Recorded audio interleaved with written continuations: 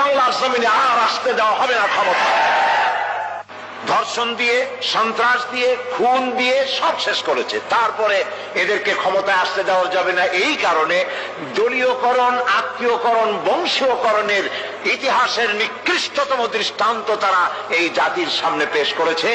একেবারে toilet keeper থেকে শুরু করে সর্বোচ্চ পর্যায় পর্যন্ত নাম নিলাম না, সব দলীয়করণ করেছে তারা।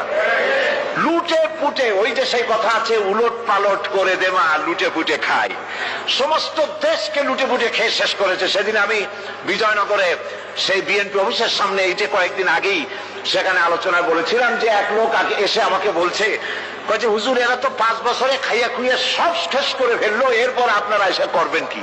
বললাম দেখেন, রমজান মাসে যখন, জুলাই মাস বা জুন মাসে যখন রোজা হয়, 12 ঘন্টা রোজা রাখার পর ইফতারের সময় কেমন খাইতে ইচ্ছা করে?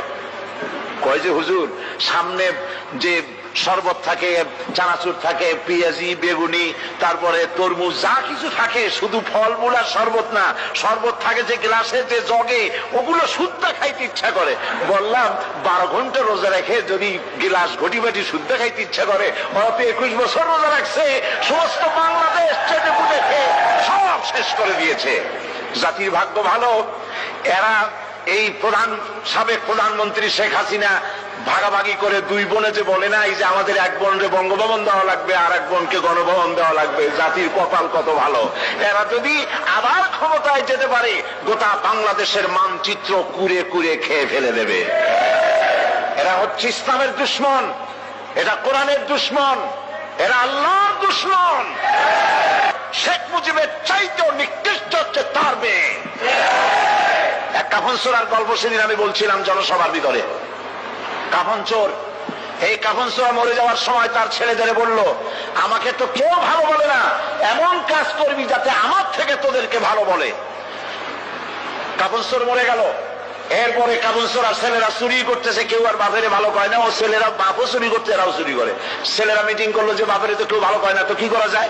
শেষ পর্যন্ত তারা এক কাজ করলো নতুন করে, শুধু কাপড়ই তারা চুরি করে না, কাপড়টা চুরি করে লাশটার গলায় দড়ি বাঁধিয়ে গাছে ঝুলাইতে আরম্ভ করলো। লোকেরা বলা আরম্ভ করলো, এর থেকে তোর বাপ ভালো ছিল। ওর বাপে তো শুধু কাপড় চুরি করেছে, ওর বাপে তো কোন লাশ ঝুলে রাখে না, এ শয়তানের তো লাশও ঝুলে রাখলো। আজকে জাতীয় কথা বলতেছে, শেখ মুজিব তো তার মেয়ের মতো সাইকুল হাদিস গ্রেফতার করে নাই, মাদ্রাসা বন্ধ করে নাই, আলেমদেরকে অত্যাচার করে না। এই মুজিবের চাইতে নিকৃষ্ট বেহায়া তার মেয়ে। একজন মহিলা হয়ে তিনি মুসলমানের মেয়ে বলে দাবি করেন, আমরাও মনে করি একজন মুসলমানের মেয়ে, কিন্তু কোন মহিলা পরপুরুষের সাথে হাত মিলাতে পারে না, হারাম। তিনি যত পুরুষের সাথে দেখা উনি হাত মিলান, শুধু তাই নয়, পরপুরুষের দেওয়া হাতে চুমা উনি গ্রহণ করেন।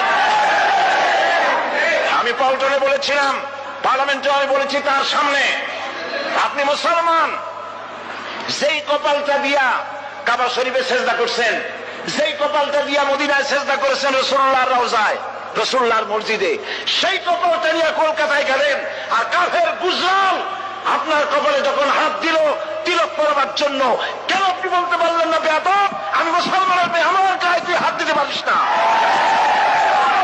সুতরাং কাফেরের হাতের চন্দনের তিলক কপালে পরে পার্লামেন্টে বলেছি, কপালে পরে আপনার ইজ্জত কদ্দুর নষ্ট হয়েছে আমরা জানি না, কিন্তু মুসলমান দেশের প্রধানমন্ত্রী হিসাবে বাংলা 13 কোটি মুসলমানের ইজ্জতকে মাটির সাথে আপনি মিশাই দিয়েছেন।